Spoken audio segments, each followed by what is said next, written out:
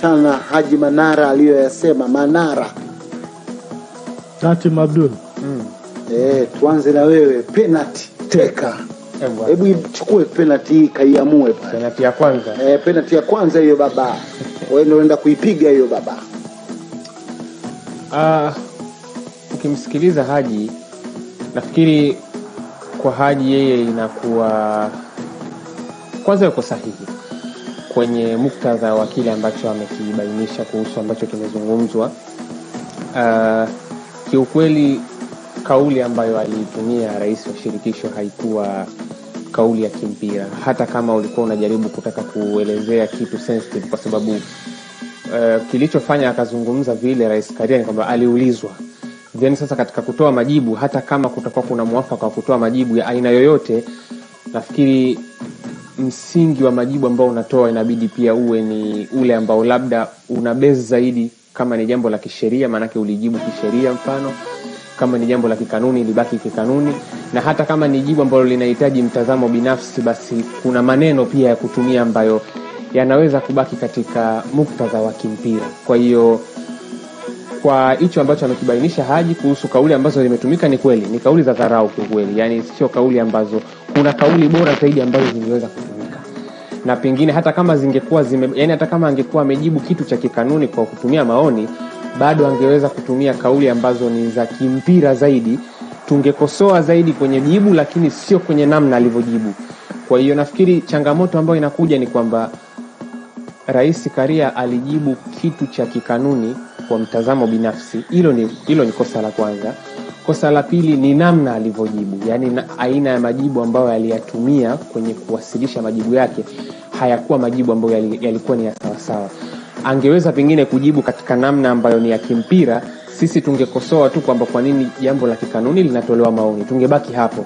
Lakini nafikiri inakuwa inaleta ubaya zaidi, kwa sababu jambo la kikanuni limejibiwa kwa mtazamo binafsi, na majibu yaliyotumika pia ni majibu ambayo sio mazuri. Kwa hiyo nafikiri Haji yuko sawa, yani ukimsikiliza kulingana na kile ambacho anakiainisha kuhusu majibu ambayo yametumika, ni kweli yale majibu yanaonekana sio majibu mazuri. Kwanza hayakuwa majibu sahihi kulingana na swali lililoulizwa. Swali limeulizwa kikanuni, halikujibiwa kikanuni. Maulidi. B ni kwamba majibu yaliyotumika pia hayakuwa na staha niseme.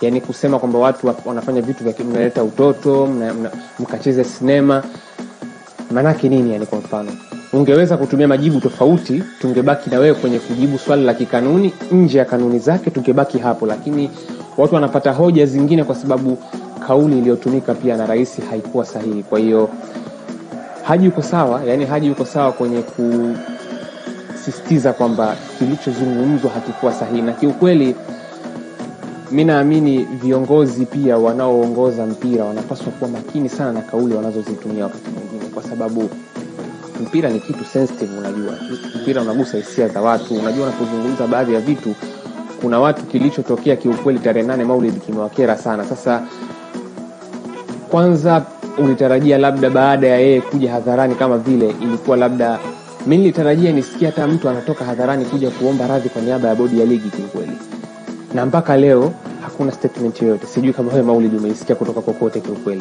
kutokana na kile kilichotokea. Yani nilitegemea katika kauli, ingawa kuna taarifa inaeleza kwamba kama bodi ilijibu barua ya Yanga yenye kumbukumbu TPLB mkwaju 2024 mkwaju 625 ya Machi 16, ikiwaambia Yanga kwamba hawawezi kupewa alama 3 kutokana kuwa hakuna kanuni ya ligi kuu iliyoamuru jambo hilo, ambapo TPLB imewapa sababu takriban wanasema kama 10 za kuelezea.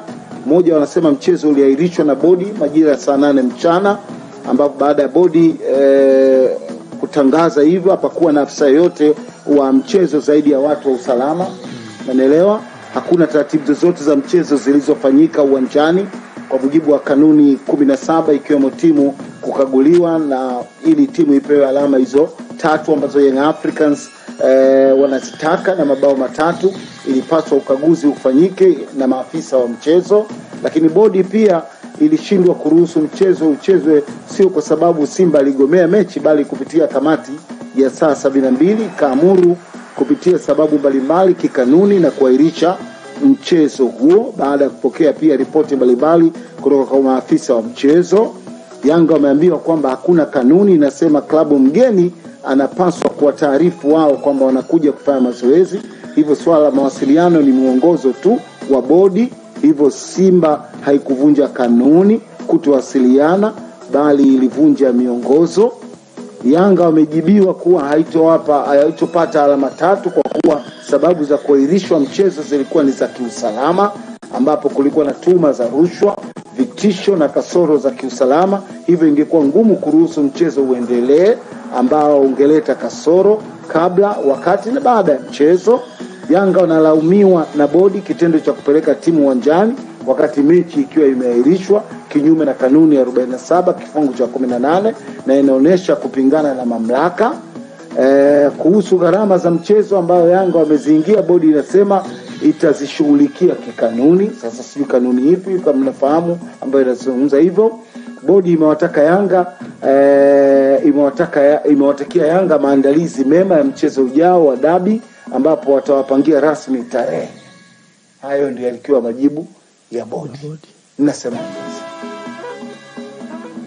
katika barua ambayo nadhani ya siri wao waliowasiliana bodi na Young Africans.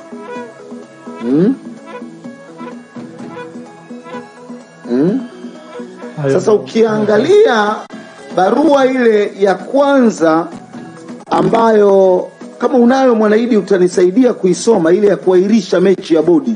Kama unayo haraka hapo utanisaidia ili mimi nikisoma tukichambua na hii ambayo majibu wamewapa Young Africans na ile barua ya kuahirisha mechi. Kama tuko sawa sawa, tupate kwanza ile ya kuahirisha walivyoiandika bodi. Na haya sasa, manake naona kama kuna mkanganyiko kidogo. Kama majibu ndio haya tunayoyaona, bodi wamewajibu Young Africans, tunalazimika kusoma ile barua ya kuahirishwa kwa mechi siku ile. Sahihi. Kwa sababu hapa bodi wanatuambia kwamba sababu za kuahirishwa kwa mechi mchezo zilikuwa ni za kiusalama, unaona, ambapo kulikuwa na tuhuma za rushwa. Sasa lazima tujue hizi tuhuma za rushwa vipi, vitisho na kasoro za kiusalama. Hivyo ingekuwa ngumu kuruhusu mchezo uendelee, ambapo ungeleta kasoro kabla, wakati na baada ya mchezo. Hizi tuhuma za rushwa zipi? Za kiusalama zipi? Ambazo hizo za kiusalama zilishindwa kutolewa na wana usalama wenyewe, kwa sababu swala likifika la kiusalama sasa linakuwa katika ngazi ya usalama. Sio kama mnanielewa wakuu wangu? Hii ulizungumzi wewe na wao wana usalama ndio wanasema jamani. Kwa mfano wana usalama wanatuambia bwana, nani wanakuwa hata polisi wanatuambiaga bwana, jamani mnaenda uwanja wa Mkapa, tunaomba watu msiende na silaha, tunaomba nini, wanatoa taarifa, tumejipanga vizuri kwa ajili ya kuhakikisha ulinzi na usalama. Unaona bwana, kila mtu atakayekwenda kwa ajili ya kuangalia mpira na kuondoka salama. Sasa za kiusalama hizi zipi ambazo mechi kaahirishwa saa 8 mchana, jua la utosi linawaka? Na siku ya mchezo Maulid, mashabiki waliingia uwanjani na watu walitoka pale, na wakatoka salama, na wakatawanyika. Mpaka ya timu moja iliingia pale uwanjani ikafanya mazoezi na mashabiki walikuwepo pale, wengine mpaka walikuwa nje, wengine waliingia ndani na wakaondoka. Hakuna hata mmoja umesikia nini alopitia kadhia ambayo labda tunasema hili tatizo la kiusalama limemtokea. Sababu mechi ilikuwa ichezwe saa 1:15. Watu wameingia uwanjani tangu saa 8, hakukuwa na kadhia yoyote, na watu wameingia salama. Timu mwenyeji ilifika na ikatrain na hakuwa. Umeipata ile barua? Ndio nilikuwa naipitia hapa. Hebu ipitie sababu alizozitoa ni nini katika hiyo barua na majibu haya ambayo tunayasoma. Maana lazima twende neno kwa neno kidogo. Haya. Nianze labda katika ambapo imeanzia para ya pili. Hiyo barua ya kuahirisha mechi. Sawa. Naam tu hivi. Kutoka katika hiyo kamati ya uendeshaji na usimamizi wa bodi ya ligi. Tupe.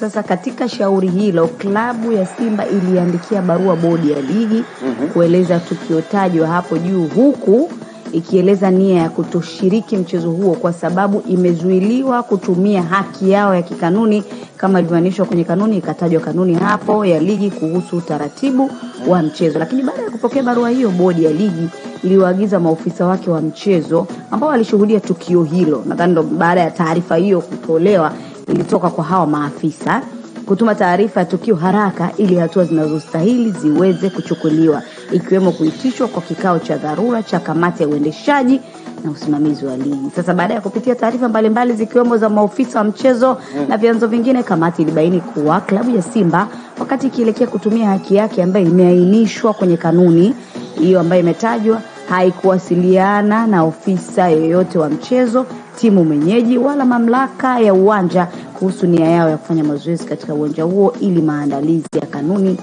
yafanyike. Kwa hiyo kamati ilibaini kuwa walinzi ambao baadhi walifahamika kwa sura kuwa ni wa klabu ya Yanga walishiriki tukio la kuzuia basi la klabu ya Simba kuingia uwanjani kinyume na matakwa. Kanuni pia ikatajwa hapo ya ligi kuhusu taratibu za michezo. Za mchezo, yes. Sasa umegundua chochote? Hizi ndo sababu kuu ambazo zilitajwa awali. Moja ni Simba kuto kufuata muongozo ili kupata haki yao ya kikanuni. Lakini kosa pia la upande wa pili ni kwamba walionekana pale makomando ambao ni wa Young Africans. Hizi sababu zilizokuja kusomwa na zilizotolewa na bodi hapo bado nazo. Niende nazo? Tunaziomba. Nizisome. Moja, mechi iliahirishwa saa 8 na bodi. Ndio. Ambapo baada ya bodi kwanza hapakuwa na afisa yote wa mchezo, kwa sababu haya ni maombi. Yanga walikuwa wanajibiwa kuhusiana na kutaka hizo pointi zao tatu. Yes. Hapakuwa na mtu yoyote wa nini wala nini. Hakuna taratibu zozote zilizofanyika uwanjani kwa mujibu wa kanuni ya 17 ikiwemo timu kukaguliwa. Wamejibiwa hivyo. Hivyo hawezi kupewa alama 3. Bodi ilishindwa kuruhusu mchezo uchezwe, sio kwa sababu Simba aligomea mechi hapo sasa. Umeona? Bali kupitia kamati ya saa 72 ikaamuru kupitia sababu mbalimbali za kikanuni kuahirisha mchezo huo baada ya kupokea pia ripoti mbalimbali kutoka kwa maafisa wa mchezo huo. Maafisa wa mchezo walitoa ripoti zao. Walitoa ripoti zao. Bodi ya saa 72 walipozipitia wakaona hapa mchezo kupigwa ni. Unaona? Ndio. Na Yanga pia wanaambiwa hakuna kanuni inasema klabu mgeni anapaswa kuwataarifu wao kwamba wanakuja kufanya mazoezi. Sijui umo katika eneo hilo waliambiwaaje kwamba Simba hawakufuata mwongozo, hawakutoa taarifa kwa kiwemo kwa wamiliki wa uwanja, klabu mwenyeji. Umeelewa? Ndio. Sasa hapa wameambiwa kwamba hakuna kanuni inasema klabu mgeni anapaswa kuwataarifu wao kwamba wanakuja kufanya mazoezi. Hivyo swala la mawasiliano ni muongozo tu wa bodi. Hivyo Simba haikuvunja kanuni kutowasiliana, bali ilivunja miongozo. Simba ilivunja miongozo, sio kanuni. Sahihi. Yanga wamejibiwa kuwa hawatopata hizo alama 3 kwa kuwa sababu za kuahirisha mchezo zilikuwa ni za kiusalama. Hapo zimeelezwaje? Za kiusalama, ambapo kulikuwa na tuhuma pia za rushwa, vitisho na kasoro za kiusalama. Hivyo ingekuwa ngumu kuruhusu mchezo uendelee ambao ungeleta kasoro kabla, wakati ukichezwa na baada ya mchezo kuisha. Hapo wamesemaje sababu? Katika haya maelezo ambayo mengine unayatoa Maulid, hapa hayakuainishwa. Hapo hayakuainishwa. Hayo labda ni Lakini baada pia ya kamati. Yanga wametupiwa lawama, wameangushiwa zigo la lawama kwamba na bodi kitendo chao cha kupeleka timu uwanjani wakati mechi imeahirishwa, wameambiwa ni kinyume na kanuni ya 47 kifungu cha 18 na imeonesha kupingana na mamlaka. Unacheka wewe, mamlaka. Unajua wewe sikoe mzaka. Tuko kwenye kipindi hapa. Ni mamlaka bwana. Umeona bwana? Ndio. Kuhusu harama za mchezo ambazo Yanga wameziingia, bodi inasema itazishughulikia kikanuni. Sasa hapa kuna watu ambao walilipa mzigo wao. Watu walilipa pesa zao kuingia uwanjani.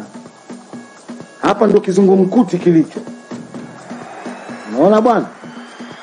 Hapa ndio kuna kizungumkuti kweli. Mwisho bodi inawaambia Young Africans, jiandaeni au fanyeni maandalizi mema kwa mchezo ujao wa dabi ambapo utapangiwa tarehe rasmi. Msikia makamu wa rais wa Yanga